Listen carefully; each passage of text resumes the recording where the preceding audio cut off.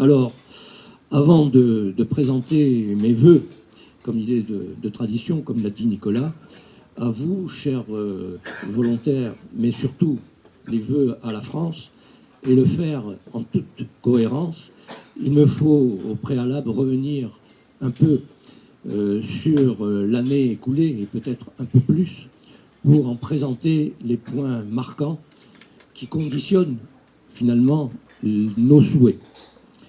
Et il faut bien reconnaître que nous assistons en ce début d'année marqué par un climat de contestation générale et d'une radicalisation des esprits dans tous les domaines, conséquence d'une détérioration sérieuse des rapports entre les dirigeants politiques et les citoyens au cours de cette année écoulée et qui se poursuit aujourd'hui.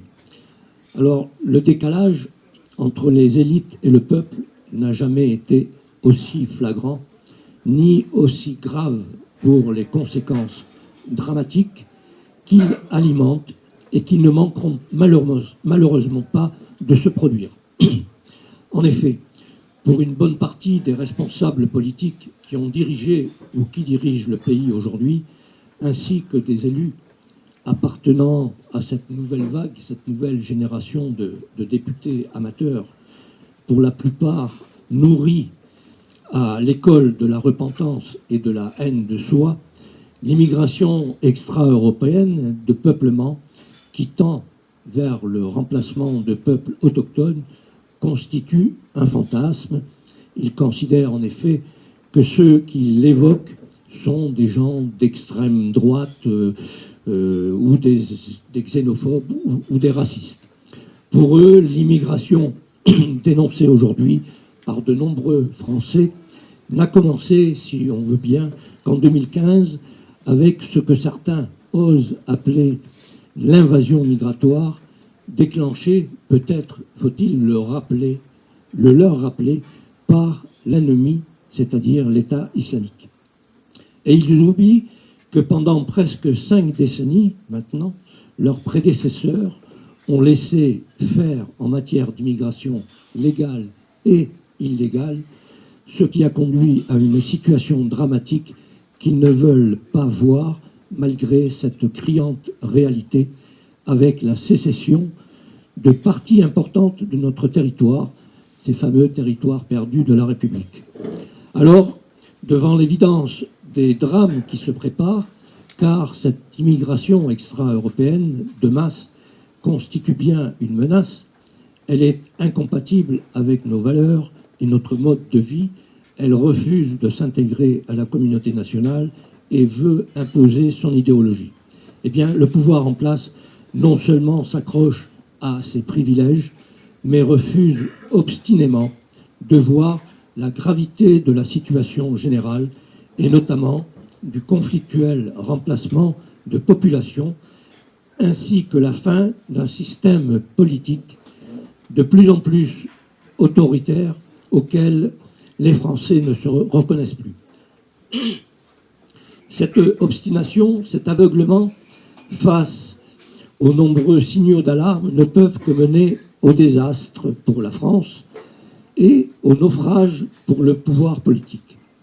Il faut bien en être conscient et donc que la moindre étincelle provoquera l'explosion car plusieurs indicateurs sont au rouge, contrairement à ce que certains, installés dans une grande illusion, voudraient nous faire croire.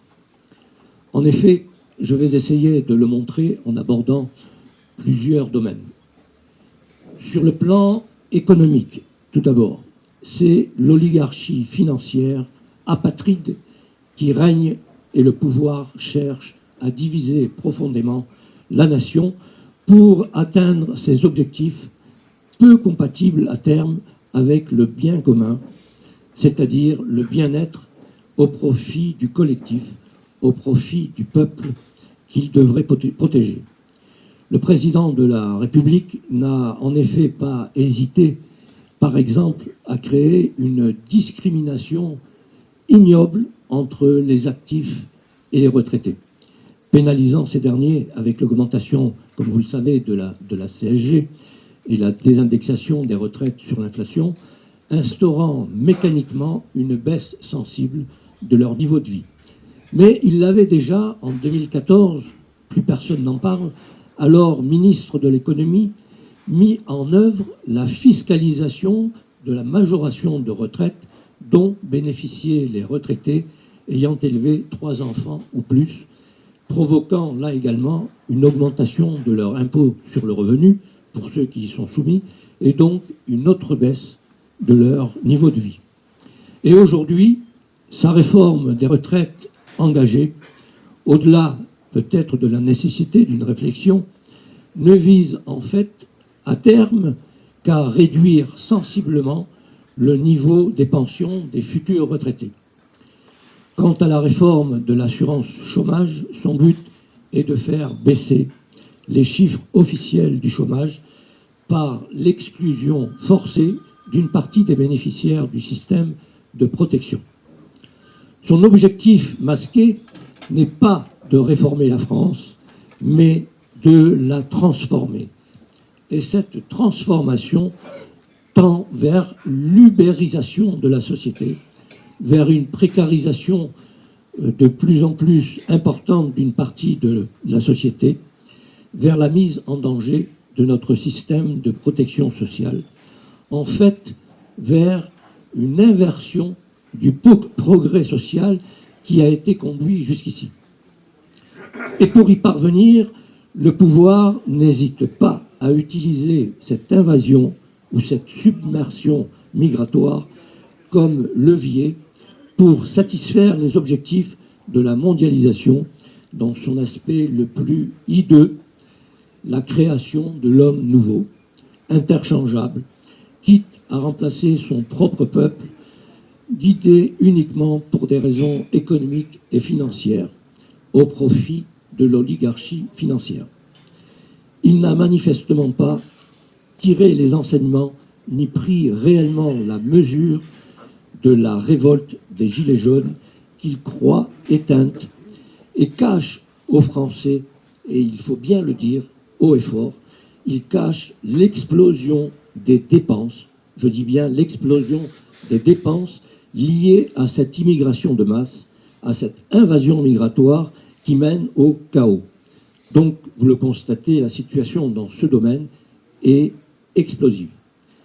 Sur le plan sociétal, ensuite, c'est la destruction de la famille traditionnelle qui est engagée depuis plusieurs années et qui sera aggravée bientôt par la loi de la PMA. Certains veulent institutionnaliser un environnement familial privé de repères paternels, alors que la figure du père est essentielle dans la construction de la personnalité de tout enfant. L'avis de l'Académie de médecine est totalement ignoré, voire méprisé. C'est une première étape qui conduira inévitablement, pour des raisons évidentes d'égalité, à la GPA, véritable marchandisation du corps de la femme, en attendant les progrès de la science qui réussiront probablement à créer l'utérus artificiel, qui constituera une autre étape dans le processus de procréation, libérant cette fois la femme de la maternité. Chacun pourra alors commander un enfant sur catalogue en choisissant un certain nombre de critères ou d'options. Ce sera la fin du père et de la mère. Et cela relève bien sûr de la vision progressiste que j'évoquais avec la création de l'homme nouveau, l'homme interchangeable, remplaçable, simple pion, simple matière première d'un système économique utilitariste. Nous assistons là à une dérive dont personne ne mesure aujourd'hui les conséquences. Cette loi doit donc, bien évidemment, être combattue. Elle passera probablement, mais il faut que les citoyens continuent de combattre cette démarche. Et dans le même temps, dans cette société en perdition, certains préconisent de ne plus faire d'enfants pour protéger la planète. Et certains ajoutent même ne plus faire d'enfants pour mieux accueillir les migrants. Mais la priorité des instances de l'ONU ne serait-elle pas plutôt que de vouloir imposer la migration de remplacement et le pacte sur la migration mondiale, le pacte de Marrakech, leur priorité ne serait-elle pas plutôt la régulation des naissances en Afrique pour stopper cette démographie galopante, véritable menace pour la planète? Par ailleurs, comme vous le savez, la campagne sur le réchauffement climatique conduite par cette jeune Suédoise manipulée par des lobbies pourrait conduire une jeunesse naïve et influençable à la détestation des générations précédentes, et il ne faut pas l'écarter non plus à une vague de suicides provoqués par le catastrophisme ambiant. La situation, sur le plan sociétal, est donc également à terme explosive. Sur le plan anthropologique ou ethnologique, à présent, il aura suffi à peine de 5 décennies de laxisme, de pusillanimité, de manque de clairvoyance, de manque de courage, de déni de la réalité, enfin de collaboration contre les intérêts de la nation française de la part d'une bonne partie de nos dirigeants politiques et de nos élites, pour faire de la France, à l'image de Notre-Dame de Paris, après cet incendie criminel, un pays, je le dis, défiguré et martyrisé. En prônant le droit à la différence et en décidant des mesures insensées et contraires à la cohésion nationale et sociale, ils ont provoqué une fracture et la sécession de ce qu'on appelle les territoires perdus de la République, des enclaves étrangères où l'islam règne aujourd'hui. Et ils ont rendu le vivre ensemble dorénavant inconcevable, car le vivre ensemble suppose l'envie auparavant de faire ensemble, ce qui est impossible et incompatible avec cette immigration de cultures hostiles à la nôtre. L'actualité nous le montre tous les jours, et le face-à-face évoqué récemment par un ministre de l'Intérieur démissionnaire conduira inévitablement à un affrontement ethnique et plongera le pays dans un processus de libanisation. Car sur le plan démographique, plus d'un habitant sur 5 et une naissance sur 3 sont aujourd'hui d'origine extra-européenne. C'est aussi le résultat de l'action menée par ceux qui ont prôné et qui prônent le droit à la différence. Il est temps à présent d'affirmer que ce droit doit dorénavant s'appliquer aux peuples qui ont le droit d'être différents des autres.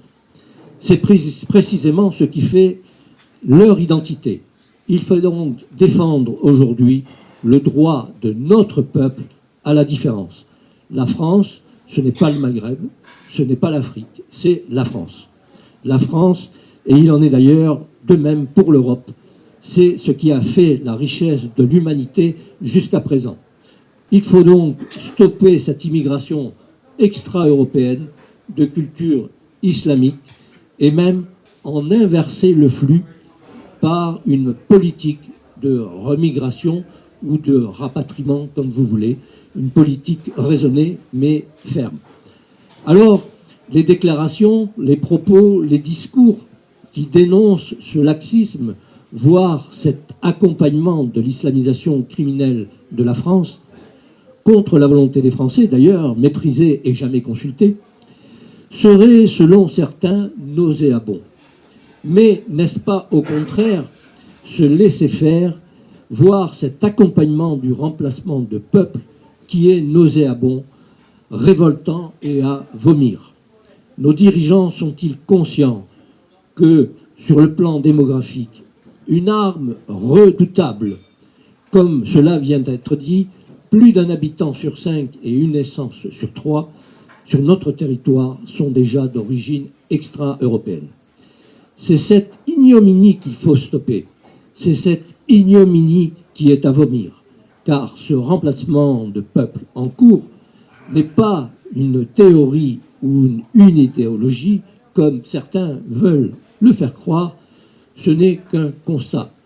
Pour les provinciaux, par exemple, qui viennent sur Paris et qui prennent les transports, c'est une évidence. Dans ce domaine également, la situation devient plus qu'explosive.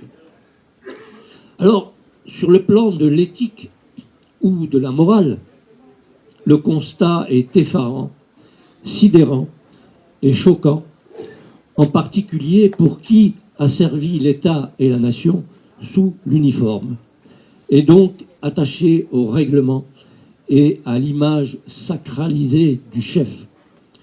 Pour un militaire, le chef est en effet nommé et investi d'une mission pour un temps limité, pour le bien du service, l'exécution des règlements militaires, l'observation des lois et le succès des armes de la France, selon l'expression consacrée. Si on veut bien transposer cette formule dans le domaine politique et la remplacer par celle équivalente, pour le bien commun et l'intérêt de l'État et de la nation, il faut bien admettre qu'elle ne semble pas être le guide de ceux qui nous gouvernent. L'exemple de la fête de la musique organisée à l'Élysée en 2018 et le voyage du président dans les dom-toms donne un aperçu du questionnement sur son manque de réserve et de retenue qui devrait être celui de sa haute fonction. L'image renvoyée est désastreuse et les conséquences, la désacralisation et la décrédibilisation de la fonction présidentielle et donc du chef sont dévastatrices. Dans un autre registre, comment expliquer aux citoyens qui est, lui, sanctionné dès qu'il s'écarte de la loi, le redressement fiscal qui a été appliqué à plus de la moitié des membres du gouvernement? Que dire de l'affaire Benalla, véritable scandale d'État qui ne grandit pas le président, qui n'a pas hésité à prendre publiquement la défense d'un voyou devant ces adulateurs de la République en marche, se conduisant en chef de clan et non pas en président de tous les Français.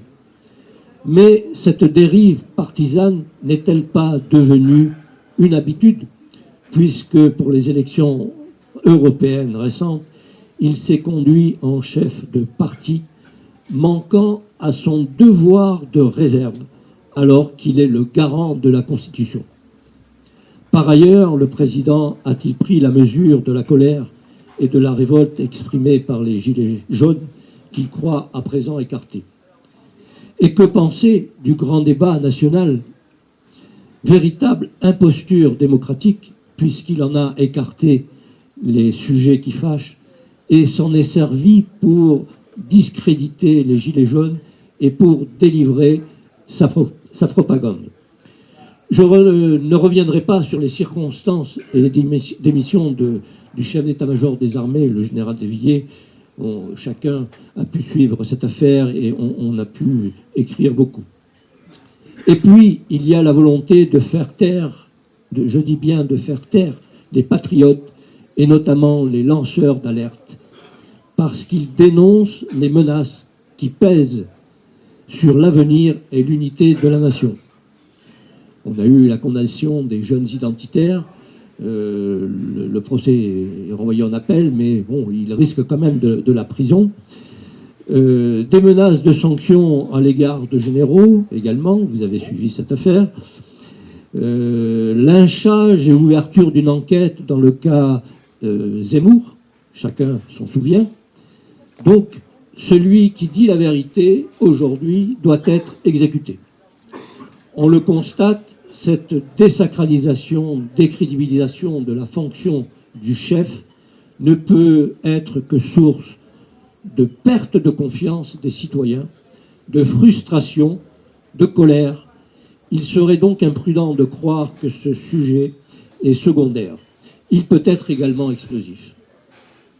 Sur le plan sécuritaire, à présent, La situation, comme vous le savez, ne cesse de se dégrader depuis plusieurs mois, avec à présent des agressions ou des attaques au couteau devenues quasi quotidiennes, provoquant, il faut le dire, des morts et des blessés considérés comme des faits divers, avec également des incendies, incendies d'origine douteuse, avec nos églises profanées, vandalisées, 875 en une année, voire incendiées, 26 églises incendiées en un an, tout cela dans un silence assourdissant de la part du gouvernement et des médias. Et aujourd'hui, après des centaines de morts qui ont endeuillé la France et des milliers de blessés qui l'ont meurtri au cours des dernières années, un nouveau carnage a frappé notre pays récemment, avec 4 morts et plusieurs blessés, non plus de la main de l'ennemi dans l'espace public, mais dans une enceinte officielle abritant un service de l'État assurant une de ses missions régaliennes, de surcroît de la main d'un traître appartenant à ce service, passé à l'ennemi.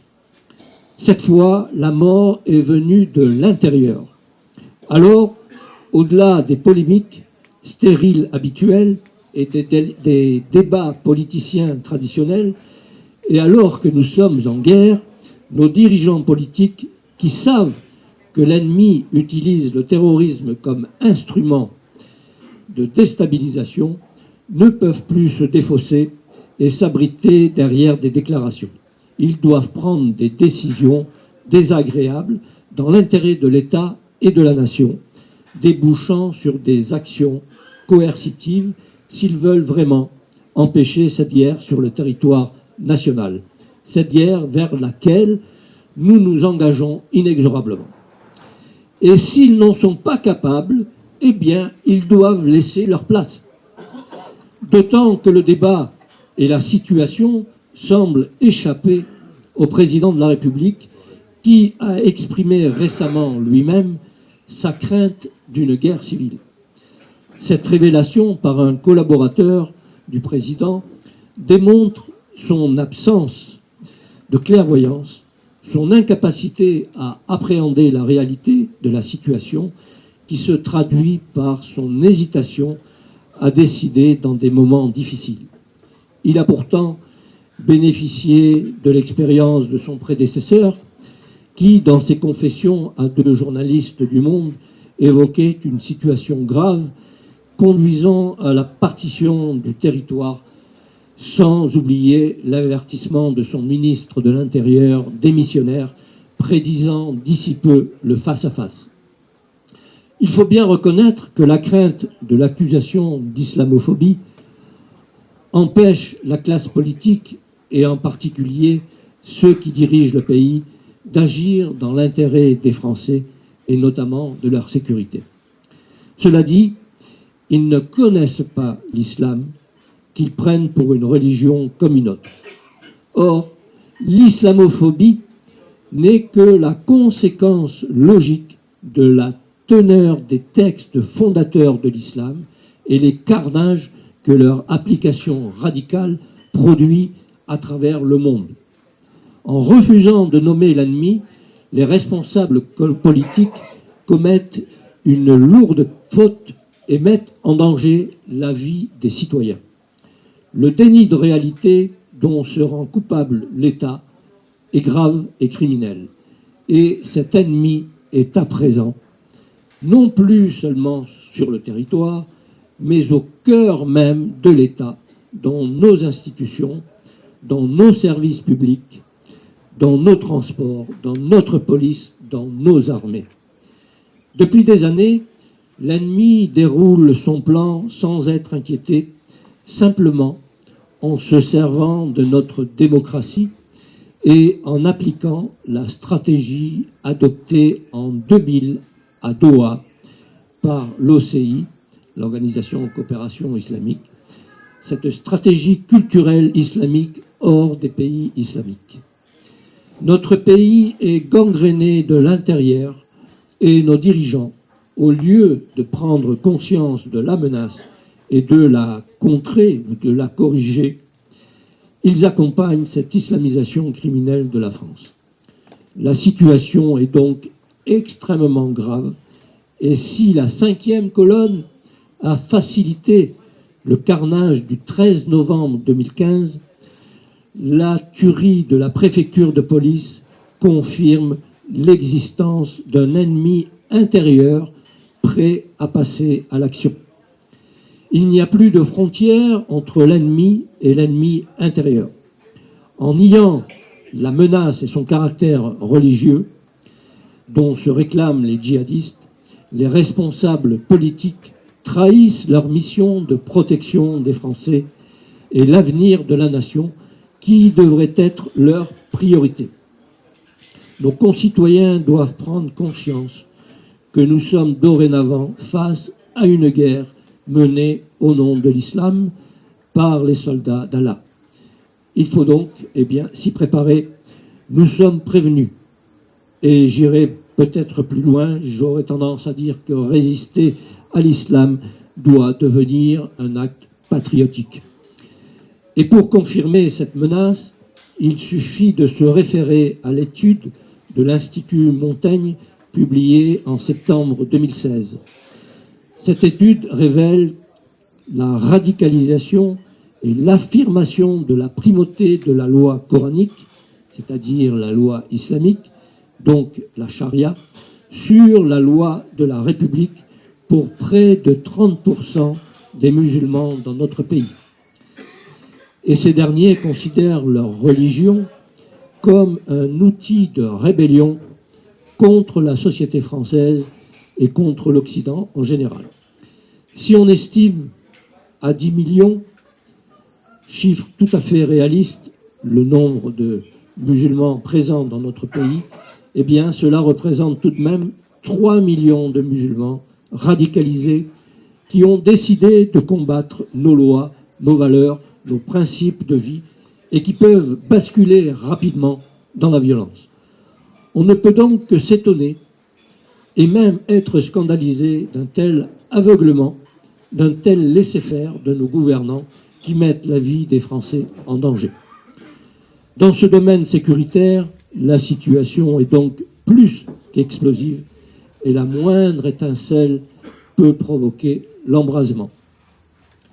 Enfin, sur le plan institutionnel, il faut bien reconnaître que l'évolution des pratiques de gouvernement sous la Ve République a tendu vers le déplacement de l'essentiel du pouvoir au niveau de la présidence avec une détermination renforcée par le rythme du quinquennat et de l'élection présidentielle, ainsi que de la modification du calendrier de l'élection législative.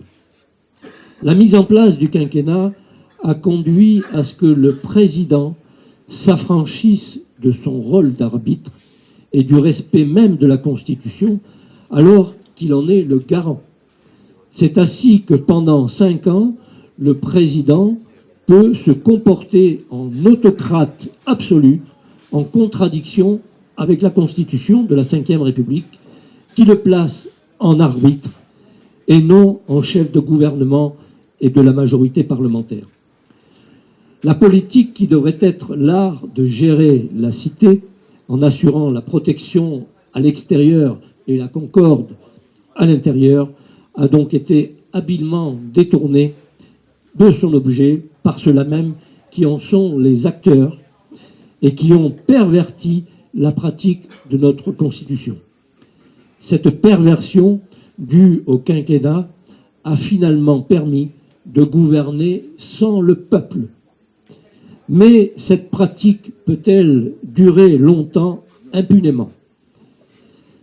Car cette dérive aboutit en fait, avec le temps, et l'actualité nous le démontre, à l'impuissance dans la conduite des affaires du pays, qui en résulte avec notamment le rejet du politique, la désaffection pour la chose publique, avec la tendance pour les citoyens dégoûtés de se réfugier dans l'abstention lors des élections et à manifester leur colère dans des soulèvements populaires. La révolte des Gilets jaunes, qui a failli, en début d'année 2019, prendre une forme insurrectionnelle, en est l'illustration. Il n'est d'ailleurs pas exclu qu'elle le redevienne prochainement. Nos dirigeants pensent que l'orage est passé avec les élections européennes et qu'ils maîtrisent à nouveau la situation. Eh bien, ils ont tort. Tous les ingrédients d'une crise majeure sont donc réunis et entraînent implacablement le pays vers le drame. L'obstination et l'aveuglement de nos dirigeants, plus préoccupés par la satisfaction des revendications de minorités que par leur devoir d'œuvrer pour le bien commun et dans l'intérêt de l'État et de la nation, ne peuvent que mener au désastre. Malgré les drames qui ont frappé notre pays, ils refusent de se rendre à l'évidence. L'exemple de cette attaque meurtrière au sein même de la préfecture de police de Paris en dit long sur l'attitude de nos dirigeants politiques au plus haut niveau de l'État et révèle leur incompétence dans la gestion des moments difficiles que traverse notre pays. L'irresponsabilité et le manque de sens du devoir de ceux qui ont dirigé le pays depuis une bonne quarantaine d'années et de ceux qui le dirigent aujourd'hui mènent le pays vers le chaos. Paralysé par le politiquement correct et par cette arme que constitue ce vocable d'islamophobie créé pour neutraliser toute velléité de se défendre, le pouvoir est condamné à cacher des faits, à mentir aux Français et à tenter de faire taire ceux qui sonnent le tocsin.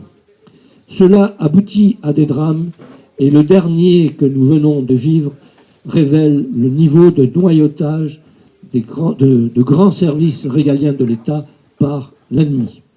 C'est terrible. Il va bien falloir qu'un jour certains rendent des comptes. La maison brûle et lorsque par une forme de brutalité de l'histoire, les flammes provoqueront l'explosion, personne n'en sortira indemne. C'est donc dans ce contexte, chers amis, que s'inscrit cette présentation des vœux à laquelle nous avons voulu donner cette fois-ci une forme particulière et chaleureuse. Alors, après ce bilan de l'année et un peu plus plutôt sombre et inquiétant, je vous souhaite, chers volontaires, chers amis, chers compagnons, à vous tous, à vos familles, à vos proches, une bonne année 2020. Et une bonne année 2020 sous la protection de Sainte Jeanne d'Arc. Jeanne d'Arc, patronne secondaire de la France, dont nous célébrons le centenaire de sa canonisation cette année. Je salue l'arrivée et la présence parmi nous du prince Charles-Emmanuel de Bourbon-Parme, à qui nous donnerons la parole tout à l'heure. Donc, Jeanne d'Arc, disais-je, qui incarne cette vertu de l'espérance et du courage dont nous avons tant besoin aujourd'hui et qui, par l'alliance de l'épée et de la croix, a donné l'exemple et nous rappelle notre devoir. Mais au-delà de ces vœux adressés aux volontaires pour la France, ainsi qu'à tous les Français attachés à leur patrie, mais vivant aujourd'hui, il faut bien le reconnaître, dans la souffrance provoquée par la soumission de leurs dirigeants politiques et leur soumission au multiculturalisme, qui est une imposture sanglante, je forme des vœux ardents pour que la France retrouve le chemin de sa grandeur, de son indépendance et de sa fierté. Pour cela, il nous revient à nous, membres des volontaires pour la France, mais aussi à d'autres, animés par la même volonté de défendre notre héritage historique, spirituel et culturel, contre les tenants d'une idéologie politico-religieuse aux mœurs barbares et les collabos qui œuvrent contre la nation, eh bien de refuser de rester spectateurs et de nous mobiliser pour être acteurs de cette histoire qui s'écrit en nous engageant résolument dans ce combat vital pour notre culture et notre civilisation. Car renoncer à défendre notre héritage historique, spirituel et culturel serait se condamner à disparaître. Nos dirigeants politiques qui ont trahi la nation et donc la France, lâches devant l'évidence du fracas qui s'annonce, ont depuis des années choisi le suicide au lieu du sursaut. Et dans ce rapport de force engagé par l'islam et auquel ils n'échapperont pas, leur silence et leur couardise résonnent comme un renoncement à affronter l'esprit totalitaire. Il nous faut donc engager ce combat noble, juste et légitime qui doit s'inscrire dans une démarche dont la finalité est la reconquête du territoire, bien sûr, mais la reconquête des esprits dans un premier temps qui est indispensable. Nul ne peut nous dénier ce droit légitime qui est un droit pour tout peuple de vouloir défendre son identité et sa culture.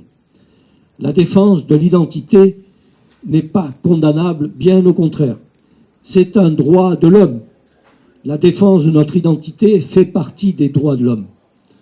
La situation depuis le début de ce quinquennat, avec le climat explosif qui règne depuis plusieurs mois, doit nous conduire à ne rien négliger et si nous ne voulons pas, le moment venu, être spectateurs et subir à nouveau, mais être acteurs du changement dont a besoin notre pays. Anticiper pour pouvoir, le moment venu, peser sur le cours des événements par notre aptitude à influencer. N'est-ce pas là, Gérard l'a rappelé tout à l'heure, n'est-ce pas là précisément notre vocation et notre raison d'être avec ces deux principes qui guident notre action des volontaires, influence et résistance. C'est précisément ce qui nous a conduit à réfléchir, entre autres, sur la constitution d'un gouvernement de relève nationale sur lequel nous reviendrons. Alors, chers amis, n'ayons pas peur, car notre combat est juste et conforme aux droits de l'homme. C'est donc debout et non à genoux ou couché que nous devons être acteurs de l'histoire qui s'écrit. C'est notre devoir. Et puis, il faut le dire et le crier fort, c'est nous qui sommes dans la légalité et donc légitimes en défendant la patrie face à l'envahisseur et l'occupant. Et ce sont nos dirigeants au plus haut niveau qui sont hors la loi car ils ne respectent ni la Constitution ni les lois de la République. Et ils le savent pertinemment, mais personne ne le l'a encore dit ou n'a osé le leur dire. Eh bien, nous le leur disons. Chers amis, bonne année 2020 et vive la France.